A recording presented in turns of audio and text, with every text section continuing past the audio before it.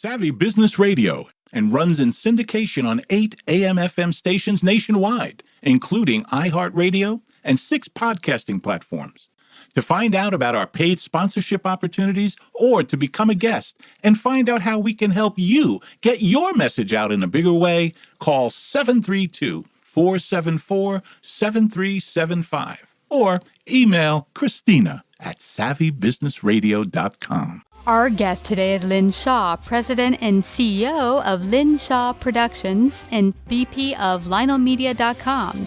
She shares details today on a serious epidemic facing the U.S. and the world, and that is domestic abuse. She delves deeply into the story written by one of her clients and friend, Priscilla Bennett, who was born in Boston and retired as an emergency room nurse. For over 20 years, she witnessed and treated abused women from all backgrounds. She merged her love of writing and her sincere desire to spotlight firsthand domestic violence and the goal of empowering women to escape and heal. Find out more and read Priscilla's amazing book at priscillabennett.com. Hi, Lynn. Welcome to Savvy Business Radio. I'm so excited to have you join us for our Heartbeat of the World. Well, not video series today. We're going to do an audio, but this is a very important topic we're going to talk about, and it's domestic violence. I have a personal understanding of this growing up with a mom who had gone through it, and of course, us having to deal with watching it most of the time and not being a subject of domestic violence, but most of the time seeing it is just as painful as actually being abused yourself physically or mentally. But we're going to talk about this very pressing issue that a lot of women and men deal with every day. And we're talking about a wonderful book that your friend wrote, Priscilla Bennett, Something to Be Brave For. It was a fabulous book. I really could relate to it with my own experiences watching my mom and my dad. But explain for me how this got started for you and how you got to helping women in domestic violence and working with the National Network to end domestic violence. How did this work for you? First of all, Christina, thank you so much for having me on today to represent Priscilla, the book, and the message. From the bottom of our hearts, we appreciate this so much. Thank you. You're welcome. I am a producer and a writer. I do PR, strategy, branding, and a mutual friend introduced me to Priscilla about 2 years ago. And she just thought, there was great synergy and we should meet. And Priscilla is actually, and I say this to her face, so I can say it, she's shy. She's not a public speaker. And I said to her, that is something that all of us, you just have to go out there and speak. You don't have to be a public speaker. There's no magic to any of this. But I said I'd come on for her today and talk about something to be brave for. So I was introduced to her 2 years ago by the mutual friend. And I read at the time, she had a manuscript she was finishing up. And she said, would you mind taking a read? And I read it. And knowing about domestic violence, reading, hearing about it, knowing friends dealing with it, but I've never experienced it. I fell down this rabbit hole, and literally by the time I read the manuscript, I ended reading it. My stomach was churning. I felt sick, and I knew when Priscilla was ready, I would do everything in my power to assist her in getting out the book, in getting out the message, and helping her. And about a year later, she came back to me and she said, well, I have a publisher. I'm ready to go. Will you help me? And we started cooking together and getting this message out. And I wrote to the National Network to End Domestic Violence. I called. I wrote again. I called. Finally, a lovely person got back to me. They said, yes, we'll partner with you. So proceeds from the book are going to the National Network to End Domestic Violence, and we are working very hard to raise awareness of this pandemic. And what was fascinating is you told me prior to the interview that Priscilla is not herself a victim of domestic violence, but she had witnessed it as a nurse. Explain a little bit about that. And that was fascinating as well, because she is very happily married to her husband, Harry. She has 3 beautiful daughters. She lives in Boston, and she's got 2 grandchildren. But her entire life was an emergency room nurse. So she would see women constantly come through the doors of the emergency room. Men too, sometimes women, families, the whole gamut. And she couldn't believe, she would go home, she would tell me, and just keep telling her husband, I can't believe this, people are beating on each other and this and that. And she vowed upon her retirement, which was a little over 2 years ago, she was going to sit down and write a book and cull together different women she met. She also became friendly with certain women that to this day she's still friendly with. She explained to me some of these women died at the hands of abuse, their husbands or boyfriends. And she said, I never wrote a thing. She said, I sat down and I just started writing on a yellow legal pad, and that's what I did. And lo and behold, she wrote a book. It's resonating, and it's an easy read with a very deep message, though, and we made it very affordable for everybody also, because we didn't want to make something that, was too expensive and people couldn't buy. And again, we're donating proceeds to the National Network to End Domestic Violence. So that's kind of how the whole thing started happening, and it is just an epidemic that needs to be addressed, and everybody needs to get involved on some level. And no matter who she speaks to or I speak to, everybody knows somebody has suffered from it, is involved with it, died from it. So it's touching everybody. Yeah, absolutely. This subject matter. It is. And even from our perspective, I told you before the interview, we were mostly not harmed physically, but it's quite emotional to see your mom going through abuse. And what I found interesting as a child, and I questioned, why didn't she just leave and why are we here?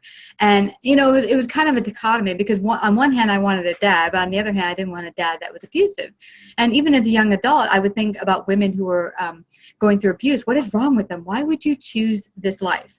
And now being older and also reading this book and going deeper into the lifestyle of what happened when you're stuck in domestic violence is that it's not such an easy fix. And that's what really I think is wonderfully highlighted in this story, is that it shows you that it's not a quick fix. It's really more of a emotional, psychological abuse that goes on an everyday basis, where you really begin to doubt your very self, your very thoughts, your very rationale, and to the point that you have zero self-confidence. And it's not a matter of just stepping out of that. Explain how you came to understand it yourself. What's your perspective on that? Well, I came to understand this. I became OCD in the beginning, and still am, about this whole domestic violence epidemic. And Priscilla started talking to me about gaslighting. And I'm like, what is this gaslighting? Explain this gaslighting. And then she's like, remember the movie? And I'm like, oh yeah, I kind of do. There was a movie about 20 years ago. And then of course I started doing research, but she explained to me, it's basically the abuser makes the victim feel like they're just completely crazy. They make them doubt things happened. They tell them, oh, you're exaggerating. That's one of the phrases they like to use a lot. Or, no, that didn't happen. Or, oh, I never said that. Oh, don't you remember? I told you that yesterday. And they do this over and over.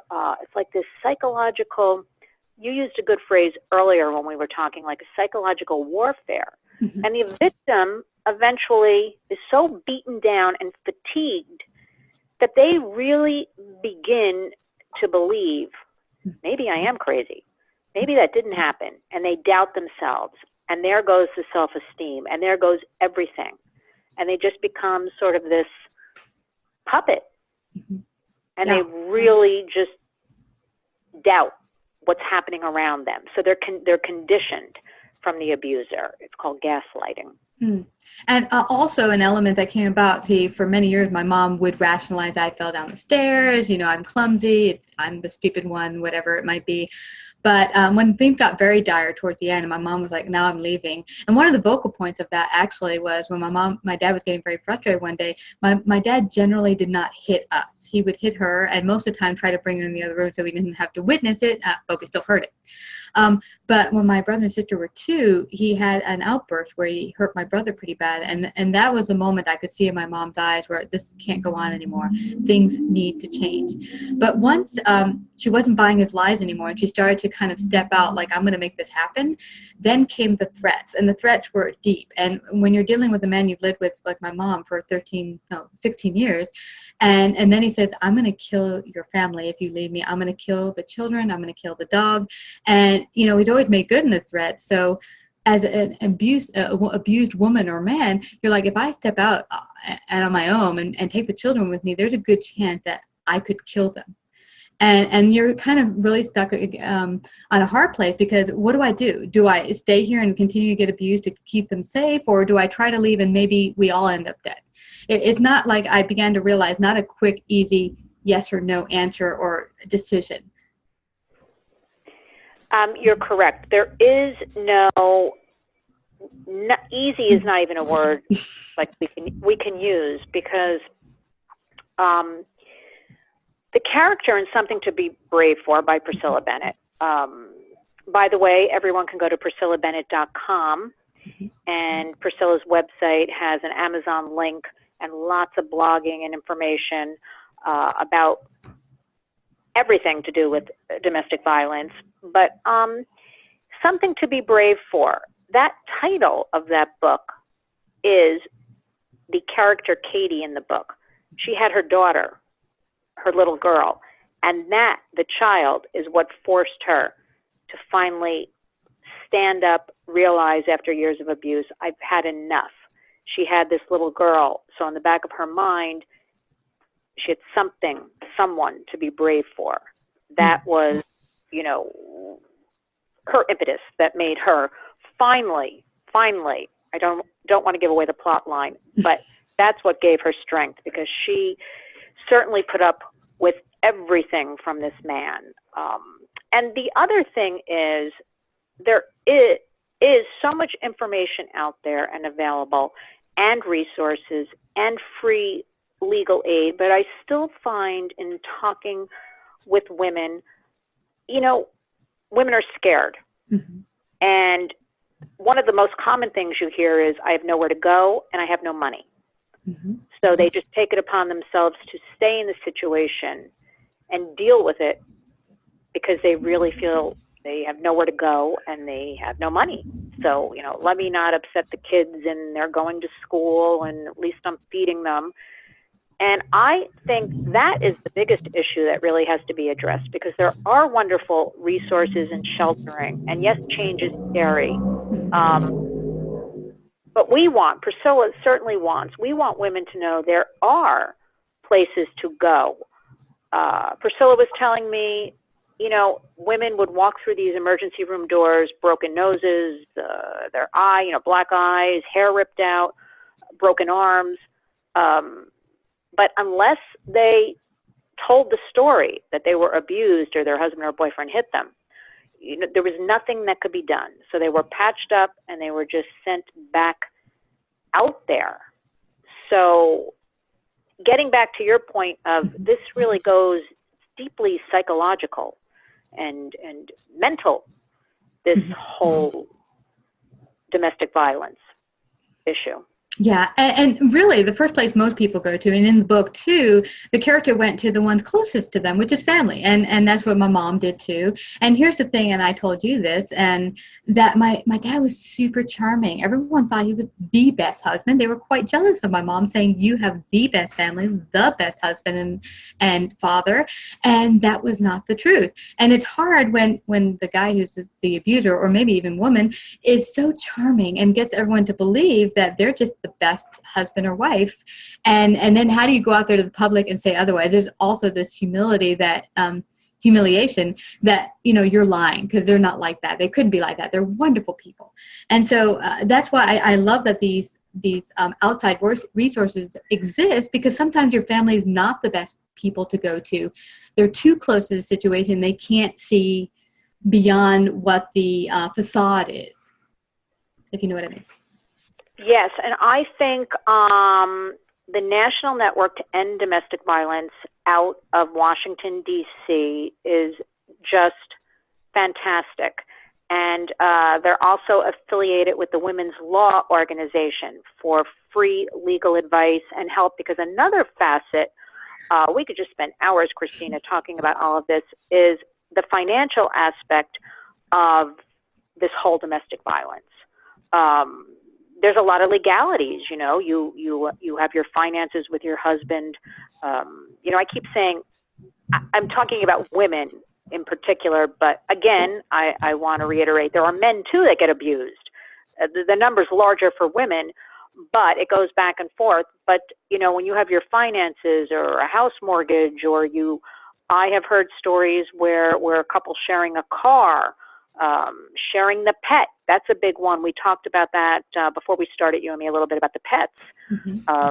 Women have been called, you know, come back to the house and pick up your dog. They hold pets as hostages, some of these abusers, and the women go back, or the man, and they get shot. There's a lot of stories in the media about this, or the pet gets murdered. But again, you're correct, as in the book, Something to Be Brave For. You know, the character Katie, her own parents didn't believe her and just told her, oh, he has a very demanding job, he's just tired, or you're the wife of a doctor, so, you know, just let it'll blow off, or, you know, put yourself back together. And it is quite a psychological horror story, the whole thing. Absolutely. And I like that you brought up the pet aspect, because we had someone on last year who talked about the fact that a lot of people, even if they don't have kids, if they're being abused, said, I won't leave my dog behind. And shelters who take women in who are abused won't take the dogs in most of the time, because most shelters don't accommodate animals. So you'd have to leave your dog in the care of the abuser. And my dad also did threaten our dog. He didn't make good on it, thank God. But we had to leave him behind at first when we left him, because we couldn't take the dog into a hotel. We lived out of a hotel for a bit, and hotels, most of them wouldn't take a dog. So we had to leave him behind. So it's a very scary thing, because, you know, you love your pet like he's a family member, and you don't want to leave him at the hands of an abuser. So it's also yet another thing that makes things a little bit more complicated. But there are services now, even some shelters, who do accommodate and take animals. So you just have to do a little research into it. Lynn, what would be your advice if you're living with a very controlling abuser, and where do you find the resources to be able to look into it? Because some of the time, like, my dad would keep a very careful guard on what my mom did or looked at. We didn't have internet back then, but I'm sure today someone like Katie, if she lived at home, the husband, Mike Claude, might even come home and look at the internet to see what she looked at. And it makes it really hard to actually research for available options out there. Well, the internet is a wonderful resource, and you're correct. Even when I sign on to different sites, pop-ups come up. Are you sure you could be tracked? Be careful. Here's a hotline number. And it's very shocking that these things, you know, and I'm just doing some research or reading up, or I've been redirected to a site. I would also say that you should use a different computer. Mm-hmm. You should use a friend's computer. If you don't, a lot of these victims are very isolated.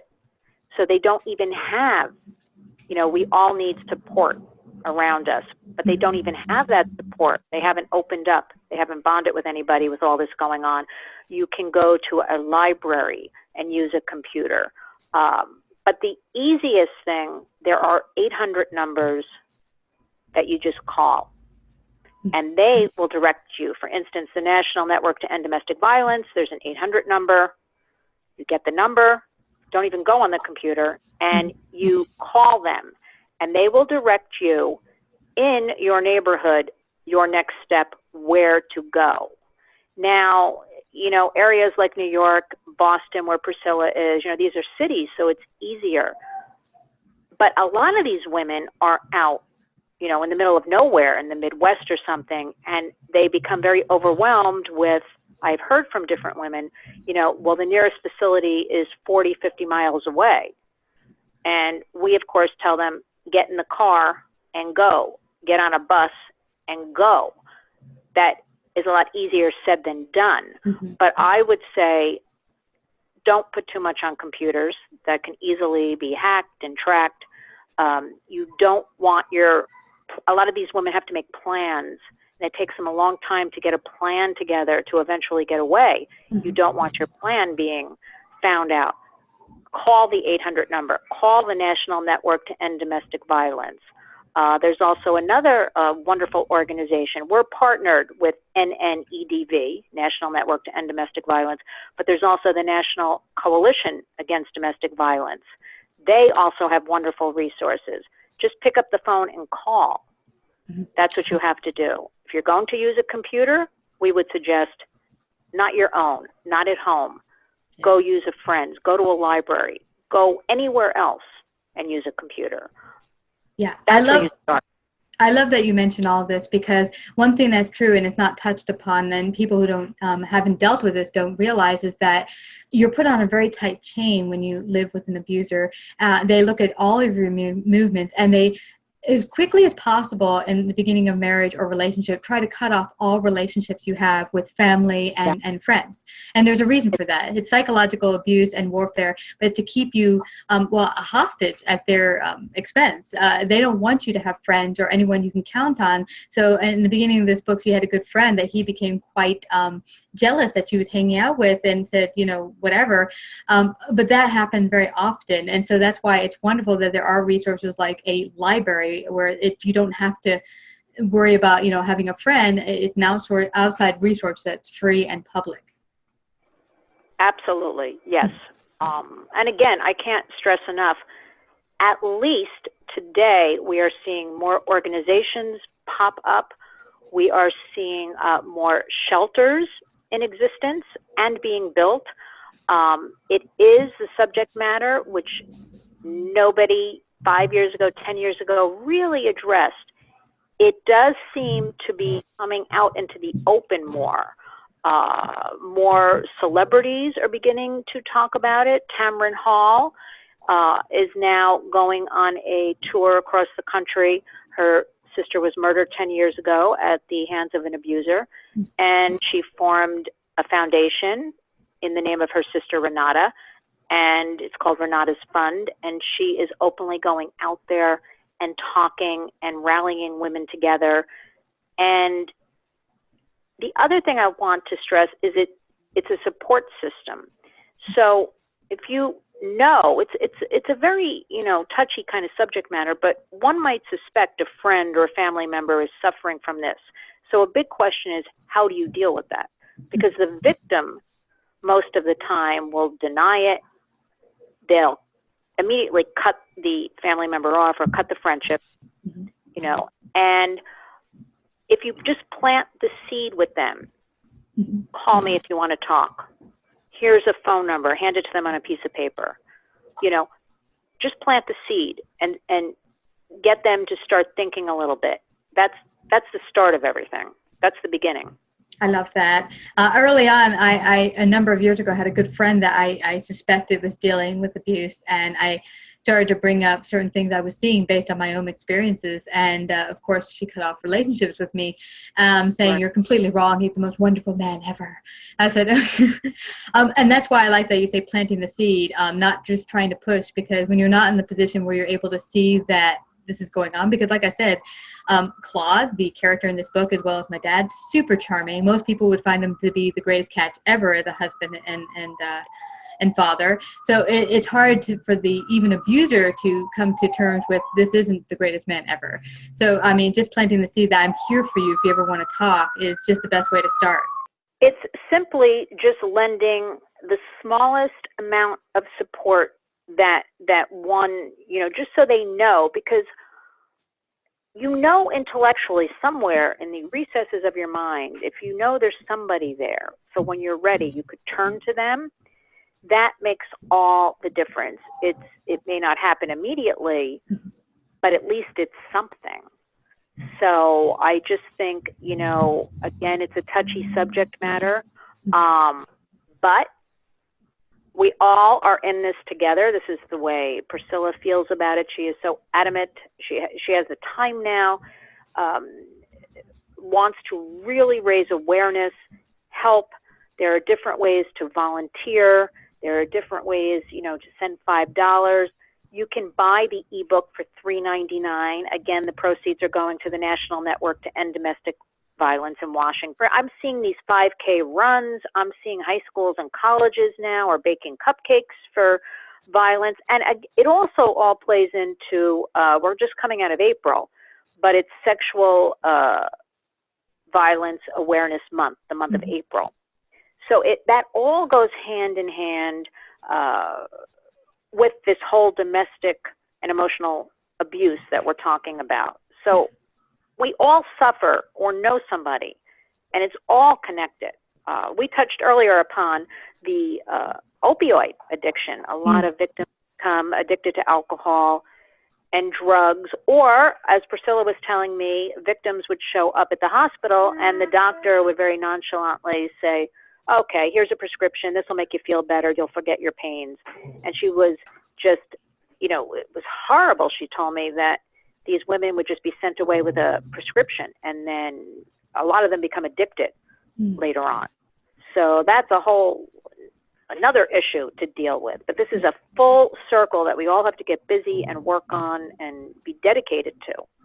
Yeah, I completely agree. And my greatest hope reading the book and having experienced, at least from not being the one being abused, but seeing it happen in my own family as a young child, is that everyone will take from this. Maybe you're just dating someone and you'll start to read this book and see signs in the significant other you're dating that maybe this isn't a good choice to go forward, to really hopefully open the eyes of people who maybe are going through a difficult or abusive relationship, to open their eyes and say, okay, there's something better for me and there's another option, and to see the reality in this book. And because I think sometimes it's easier to see the reality in someone else's life when it's painted before you than to see it in your own life. Absolutely. You really hit upon something that is a wonderful point you're bringing up. Yeah. Absolutely. And that is Priscilla's hope, that this book will serve as just a wake-up call. If you see any of these signs, think twice. And you're saying that, so you're exactly on point about this. Absolutely. Well, Lynn, I just want to thank you again. Everyone, please go to PriscillaBennett.com today and purchase the book. Help out in any way you can. And I just want to thank you again, Lynn, for coming to Savvy Business Radio and sharing this great wisdom and very important information today. Christina, Priscilla, and I thank you so much for spreading awareness, for having me on. Thank you so much. It just means the world to us. You betcha. You take care, Lynn. Is your company one of the 93% surveyed, indicating they are ineffective at forming strategy? Companies successful in forming strategy use a strategic decision process. Foresight Business Consulting is developing an online course that teaches a new strategic decision process. You can enroll as a founding member at a fabulous discount during Foresight's crowdfunding campaign. Visit the Lean Strategy Masters campaign page at bit.ly/Lean Strategy Masters or search for Lean Strategy Masters on Indiegogo.com. Savvy Business Radio runs in syndication on 8 AM/FM stations nationwide, including iHeartRadio and 6 podcasting platforms. To find out about our paid sponsorship opportunities or to become a guest and find out how we can help you get your message out in a bigger way, call 732-474-7375 or email Christina at savvybusinessradio.com.